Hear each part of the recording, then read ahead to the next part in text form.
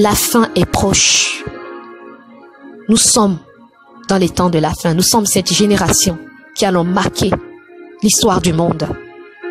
Nous sommes cette génération dont le prophète Joël a prophétisé dans son livre au chapitre 2 au verset 28.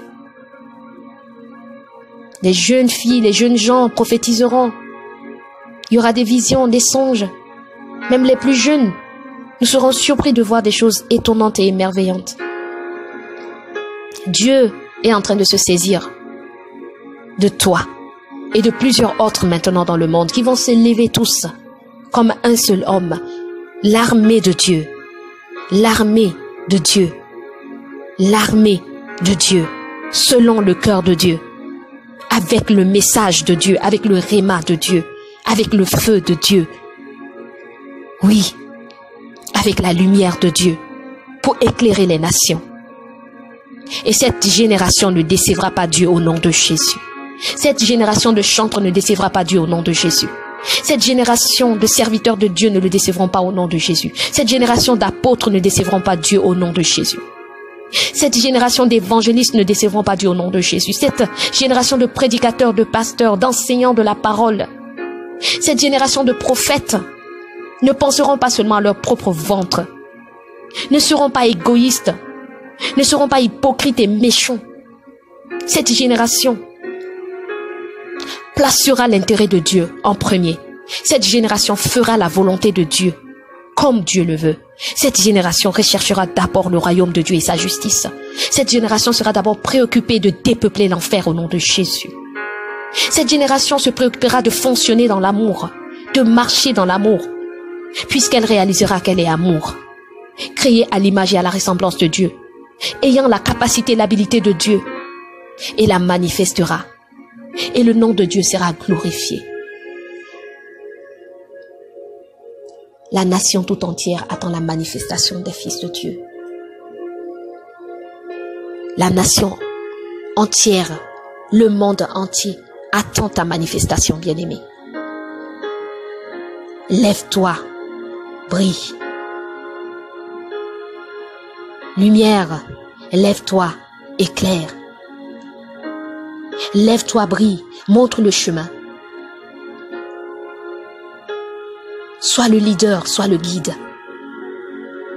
Oriente les peuples. Oriente les nations. Lève-toi, brille. Tu es trop resté dans l'ombre trop longtemps. Sors maintenant avec audace. Libère la parole. Les aînés ont prié. Ils ont intercédé. Certains sont morts sans voir ce jour venir. Nous voici maintenant, prêtes, cette génération. Ils ont prié pour nous, leurs enfants, pour la génération future, afin que nous puissions nous lever et servir Dieu. Et nous voici aujourd'hui. Et nous comptons également sur le support de cette génération, de nos aînés, dans la foi, de nos leaders, aînés dans la foi, de nous rendre la tâche facile,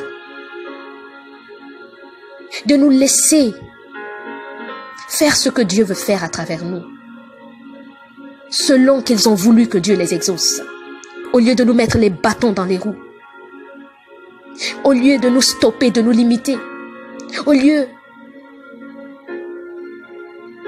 de se focaliser sur leurs propres intérêts. Il n'est pas question de vos intérêts. Il est question de l'intérêt du royaume. Il est question de l'intérêt du royaume de Jésus-Christ, du royaume de Dieu. Il est question de l'intérêt du champ de Christ, du champ de Dieu. Il est question de l'intérêt du boss, des boss, votre boss, vous les serviteurs de Dieu. Il est question de son intérêt à lui. Vous êtes serviteurs de Dieu. Dieu vous a élevé, mais cela ne fait pas de vous les patrons de Dieu. Vous n'êtes pas ceux-là qui décident de qui il choisit d'utiliser et comment il veut se manifester dans leur vie. Qui vous a dit que tout doit passer par la théologie? Si quelqu'un n'est pas passé par une école de théologie, il n'est pas qualifié à enseigner la parole de Dieu. Il n'est pas qualifié à prêcher. Il n'est pas qualifié à se tenir devant les gens et à parler de Dieu. Êtes-vous meilleur que Dieu? Êtes-vous plus théologien que Dieu lui-même? Êtes-vous plus sage que Dieu qui appelle ses prophètes et qui les enseigne dans le secret et qui les établit et qui les révèle des choses que même vous, après plusieurs années de théologie, vous ne savez pas démontrer, vous ne savez pas manifester parce que vous n'avez pas compris le réma, parce que vous n'avez pas saisi ce que Dieu essaie de dire et de faire. Vous croyez en Dieu le Père, le Fils, mais vous rejetez le Saint-Esprit. Comment pouvez-vous rejeter la troisième personne de la Trinité de Dieu que vous enseignez dans les cours de théologie? Si vous reconnaissez qu'il y a Dieu le Père, le Fils et le Saint-Esprit, pourquoi omettez-vous le prier en langue? Pourquoi omettez-vous la manifestation de l'Esprit? Pourquoi omettez-vous les dons que l'Esprit donne? Pourquoi? Pourquoi certains d'entre vous priez en langue, mais vous êtes assez égoïste? Ou peut-être vous ne savez plus comment expliquer au peuple qu'en fait c'est parce que entre-temps vous n'avez pas reçu cette connaissance, cette compréhension. C'est maintenant trop tard. Vous ne savez plus comment revenir et leur dire que c'est biblique. Parce que vous voulez penser à vous-même, à votre intérêt, à votre réputation, à votre renommée. Quand quelqu'un prie en langue, il faut lui dire que non, il faut le faire taire parce que c'est un démon qui l'agite. Ne connaissez-vous pas la différence entre la présence d'un démon et la présence de Dieu? N'avez-vous pas donc le discernement? Certes, vous n'avez pas ce discernement parce que cet esprit qui peut vous donner le discernement, vous l'avez bloqué, vous l'avez rejeté. Vous l'avez attristé. Vous l'avez retranché de vos vies, de votre ministère. Vous l'avez complètement isolé, mis à part. Vous l'avez fait taire. Vous l'avez étouffé. Voilà pourquoi il n'y a pas de changement dans vos églises. Vos membres n'ont pas la parole. Vos membres ne sont même pas préoccupés par l'évangile. Même vous, vous n'êtes même pas préoccupés par l'évangélisation. Vous ne pensez qu'à votre ventre. Vous ne pensez qu'à vous-même. Vous ne pensez qu'à vos intérêts. Vous ne pensez qu'à l'accroissement des dîmes et des offrandes dans l'église. Vous allez jusqu'à vous taire sur les choses sur lesquelles il ne faut même pas se taire. Vous refusez de dénoncer ce qu'il faut dénoncer pour que le nom de Dieu soit glorifié. Pourquoi attirer ainsi la colère de Dieu sur votre vie? Dieu a décidé de travailler avec cette génération d'une autre manière. Et il le fera. Sa volonté s'accomplira avec votre concours ou pas. Alors il est de votre intérêt de vous soumettre à la volonté du Dieu suprême qui vous a appelé vous aussi et de rendre la tâche facile et d'être des facilitateurs dans l'œuvre. Il y a des choses que vous pouvez apprendre à cette génération par votre expérience. Nous avons besoin de vous, les aînés dans la foi, les leaders, les aînés, les apôtres, les pasteurs, les enseignants, les évangélistes. Mais éclairons-nous tous dans la vérité de la parole. Le Seigneur voudrait que nous puissions parler de sa parole dans sa vérité. Disons-nous la vérité. Libérons la vérité de la parole de Dieu selon que Dieu le veut. Et laissons-le faire ce qu'il veut faire. Il y aura un temps où vous ne serez plus. Avez-vous préparé la relève comme il se doit ou avez-vous passé tout votre temps à combattre la génération qui devrait prendre la relève de vos mains pour l'œuvre de Dieu? Serviteur de Dieu, servante de Dieu, il est temps de te réexaminer. Il est temps d'avoir une discussion avec ton boss, avec ton patron, avec celui qui t'a appelé. Il est temps pour un face-à-face avec lui. Il va te donner des orientations, il va te donner des directives. Vous êtes des pères, des patriarches. Vous devez avoir le cœur d'une mère, comme Dieu a un cœur pour nous. Vous devez vivre dans l'amour, marcher dans l'amour. Et si vous marchez dans l'amour, vous vivez cet amour, vous allez comprendre davantage ce que Dieu veut faire avec cette génération et vous allez être ce moyen par lequel, cet instrument par lequel Dieu va vouloir se glorifier. Cette génération peut vous enseigner des choses que vous n'avez pas compris encore dans toutes ces années de ministère que vous avez eues avec le Seigneur. Vous dites, je suis né dans l'église, j'ai grandi dans l'église, mes grands-parents étaient dans l'église, c'est comme ça que ça se fait depuis des générations. Dans notre église, il n'y a qu'une seule église en fait, c'est l'église de Jésus-Christ, c'est le corps du Christ. Et la seule chose qui la régit, c'est la parole de Dieu. Pourquoi choisir certaines écritures écrites dans la Bible, les utiliser et refuser d'autres? Il n'est pas question de tradition dans l'église de Jésus-Christ, mais il est question de la tradition de Christ. Il est question de Christ. Il n'est pas question de vous. Que Dieu ne vous retranche pas de sa grâce. Que Dieu vous compte toujours parmi ceux qu'il puisse utiliser. Qu'il vous compte toujours parmi ceux par qui il peut encore aujourd'hui se glorifier. Cette génération que vous méprisez tant, ces jeunes que vous méprisez tant, ces jeunes pasteurs, prophètes comme vous les appelez là, ces jeunes-là, ils peuvent vous enseigner des choses que Dieu leur parle, que Dieu leur donne dans le secret, parce que vos oreilles étaient trop dures pour écouter, parce que vous étiez trop préoccupés par beaucoup d'autres choses. Soyez humbles. Si vous marchez dans l'amour, vous allez être humble. Vous pouvez apprendre de cette jeune génération. Vous pouvez les écouter. C'est possible de trouver une harmonie. C'est possible de trouver un juste milieu. Peut-être que cette génération également a répondu d'une certaine manière qui ne vous a pas plu parce qu'elle ne se sentait pas comprise.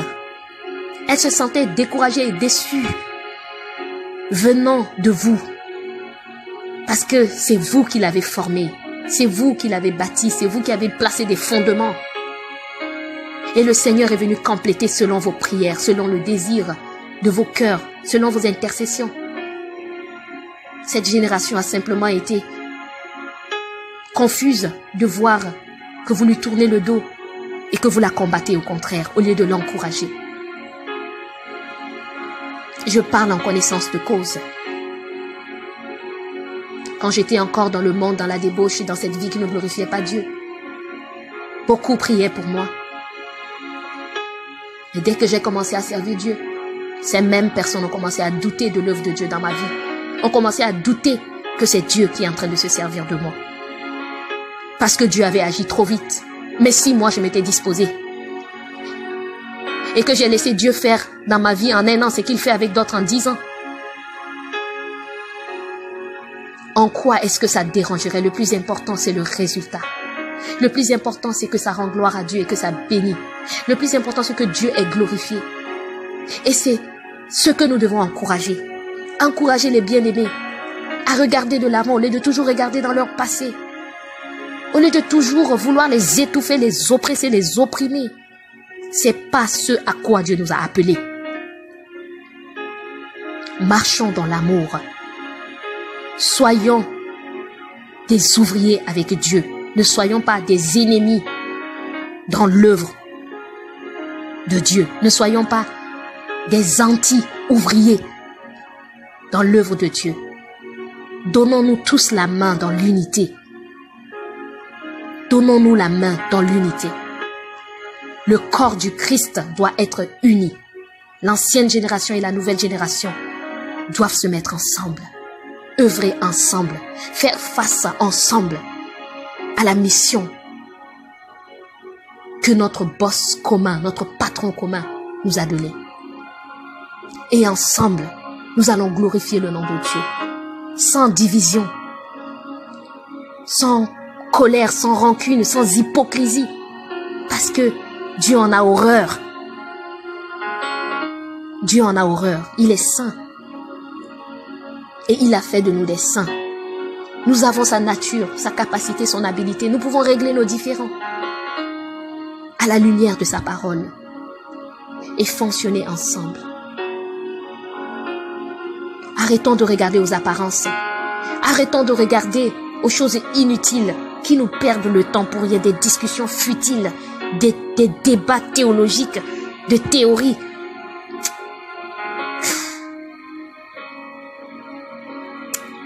Je me souviens encore, je suis allée une fois répondre à une invitation qu'on m'a donnée. Je crois il y a 2 années de cela. On m'a invité comme chantre. Je suis venue assister. Et là, le pasteur a commencé à prêcher. Vous êtes des pécheurs, vous qui portez les boucles d'oreilles. Vous êtes des pécheurs, vous qui vous maquillez. Vous portez des habits courts. Vous êtes des pécheurs. Dieu ne peut pas vous utiliser. Dieu ne peut pas se manifester dans votre vie. Dieu... Bref. J'ai commencé par rire parce que j'ai dit, mais au fait, je ne sais pas si on m'a invité là juste pour écouter ça, parce que moi j'avais des boucles d'oreilles, parce que j'étais maquillée, parce que je n'avais pas mon habit jusqu'aux orteils, non plus c'était pas long jusqu'aux orteils, je n'avais pas tous les bras couverts jusqu'aux doigts fermés avec des gants et tout, et j'avais justement pas un foulard parce qu'il était question de couvrir la tête et tout. Mais bien aimé, si cet homme pouvait juste savoir que Dieu se manifestait puissamment dans ma vie et à travers ma vie, je ne sais pas s'il aurait le même langage. J'imagine qu'il dirait que je ne serais pas en train d'œuvrer par Dieu. Mais c'est là où je me pose la question. Si vous êtes autant spirituel, ne pouvez-vous pas discerner l'esprit de Dieu de l'esprit du diable? Ne pouvez-vous pas faire la différence? Dieu regarde au cœur, il ne regarde pas à l'apparence. L'apparence est importante pour le témoignage à un certain moment, à un certain niveau. Nous vivons le temps de la grâce, nous vivons la liberté en Christ. Comme je disais dans un autre enseignement, la liberté en Christ ne veut pas dire le désordre. Nous devons être modérés dans ce que nous faisons. La Bible nous le demande. Mais nous ne devons pas tout diaboliser ce qu'il ne faut pas diaboliser. Le corps, nous l'avons dit, est important. L'excellence est importante. Tu portes l'évangile, tu as besoin d'être excellent. Quelqu'un te regarde propre, quelqu'un te regarde bien habillé, quelqu'un te regarde décent. Ça donne gloire à Dieu. Le Saint-Esprit ne regarde pas qui porte quoi pour se manifester. Nous avons imposé les mains aux gens qui ont prié en langue dans des tenues dans lesquelles ils étaient habillés, qui ne répondraient pas aux critères de ces genres de prédicateurs, qui avaient des boucles d'oreilles, qui n'avaient pas la tête couverte. Bien-aimé, je t'apprends également que pendant que je te prêche ici, pendant que je manifeste la puissance de Dieu ici, pendant que j'enseigne la parole, pendant que je loue Dieu et que le prophétique se manifeste, je n'ai pas forcément un foulard sur la tête. Et pendant que Dieu me parle, je n'ai pas forcément un foulard sur ma tête. Je peux mettre le foulard parce que je ressens de donner juste de la révérence, ça peut arriver. Mais je n'en fais pas une tradition. Je n'en fais pas un style obligatoire qui empêche forcément Dieu de me parler ou pas, qui me limite ou qui limite Dieu dans ce qu'il peut faire ou pas. Dis-moi, je suis le point d'avoir un accident et ce jour tu n'avais pas le foulard. Vas-tu courir chez toi, prendre un foulard, l'attacher à la tête et commencer à prier pour que cet accident qui va se passer dans quelques secondes ne puisse pas avoir lieu? Dis-moi si le foulard à ce moment compte, bien-aimé. Ou si c'est ta foi en Dieu qui compte. Ou si c'est ta marche avec Dieu qui compte. Ou si c'est ta relation avec Dieu qui compte à ce moment précis. C'est ton apparence ou ton cœur, bien-aimé. Si tu peux répondre à cette question, alors tu as répondu. Tu as la réponse. Tu peux répondre à cette question, alors tu as la réponse. Marchons dans l'unité. Soyons des ouvriers, des co-ouvriers avec Dieu, dans le champ de Dieu, dans l'unité de l'Esprit de Dieu, les uns avec les autres, pour la gloire de Dieu, afin que le monde puisse savoir que nous sommes un en Christ. Quand il y a l'amour en nous, ils peuvent témoigner que nous sommes de Dieu. Les divisions dans les églises repoussent les gens. Les divisions dans le corps du Christ, entre les serviteurs de Dieu, entre les membres et leurs pasteurs, entre les membres de l'église, entre les chrétiens, n'encourage pas les non-croyants, les païens à venir à l'église. Le comportement de l'église décourage même ceux qui sont à l'église et qui quittent les églises parce que ils ne supportent pas ce qu'ils voient. Ils se disent, mais s'il faut faire ça, je préfère rester ici, dans le monde, et ici faire la même chose. Pourquoi aller à l'église, perdre mon temps, m'asseoir, et faire les mêmes bêtises que vous faites à l'église? Bien-aimés, vous comprenez pourquoi il est important pour cette génération de relever ce défi, de marcher dans la nature que Dieu nous a donnée. C'est pas impossible.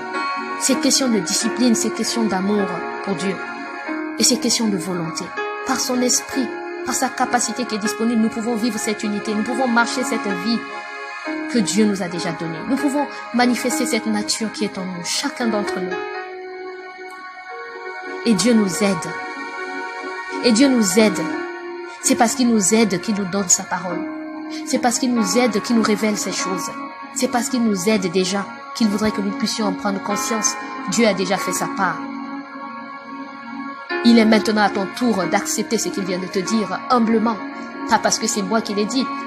Bien-aimé, je parle depuis 46 minutes.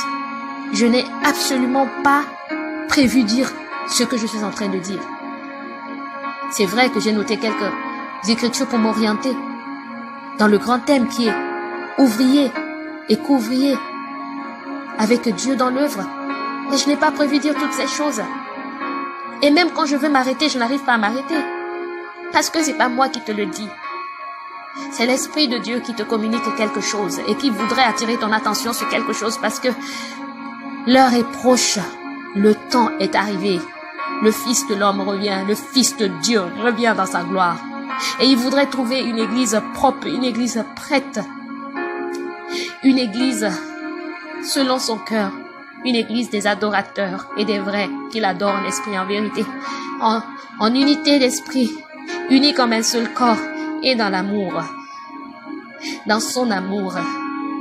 Être fort, unis, avoir un témoignage glorieux et puissant qui facilite le gain des âmes, qui facilite l'évangélisation.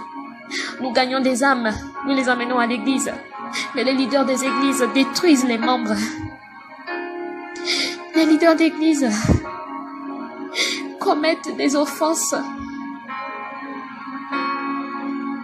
désolantes, honteuses aux yeux de Dieu.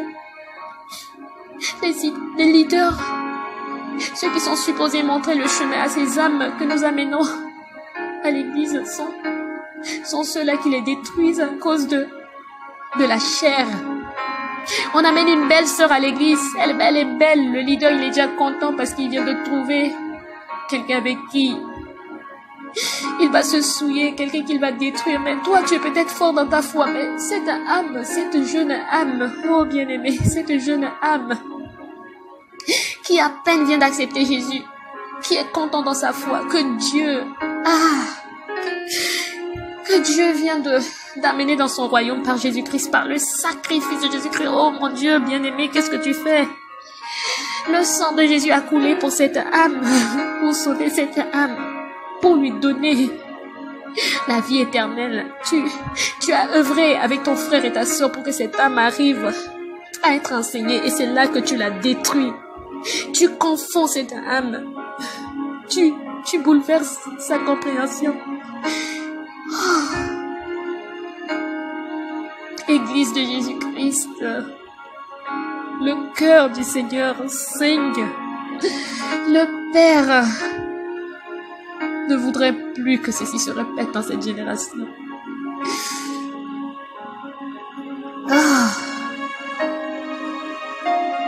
Sers Dieu parce que tu l'aimes et sers-le de tout ton cœur.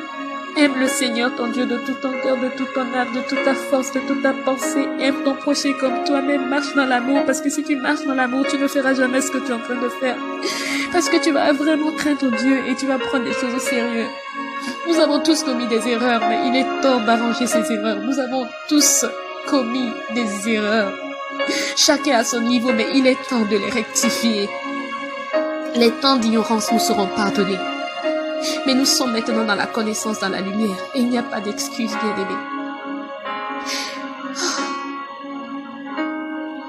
Que le Seigneur vous bénisse. Et que ces paroles continuent à résonner dans vos cœurs. Merci Seigneur. Merci d'avoir parlé à ton peuple. Merci d'avoir parlé à ton église. Merci d'avoir interpellé tes serviteurs, tes enfants. Merci de nous rappeler à tous que c'est toi le Maître suprême, que c'est toi le Dieu suprême et que tu orientes les choses comme tu veux. Nous nous soumettons entièrement à ta volonté, à ton guide, à ton leadership, Seigneur. Et nous faisons les choses comme tu veux, pas comme nous voulons. Merci pour cette génération vaillante que tu élèves, Seigneur. Merci de ce que ta puissance est manifeste, accompagnant chaque chose qu'ils font par des signes, des prodiges et des miracles, pour la gloire de ton nom. Et quand tu reviendras, Seigneur, nous serons trouvés prêts, chacun à son poste, prêts, réjouis, avec les âmes que nous avons gagnées pour toi, au nom de Jésus. Amen. Sur ce, j'ai Florica DGN vous dit à très bientôt. I love you and stay blessed.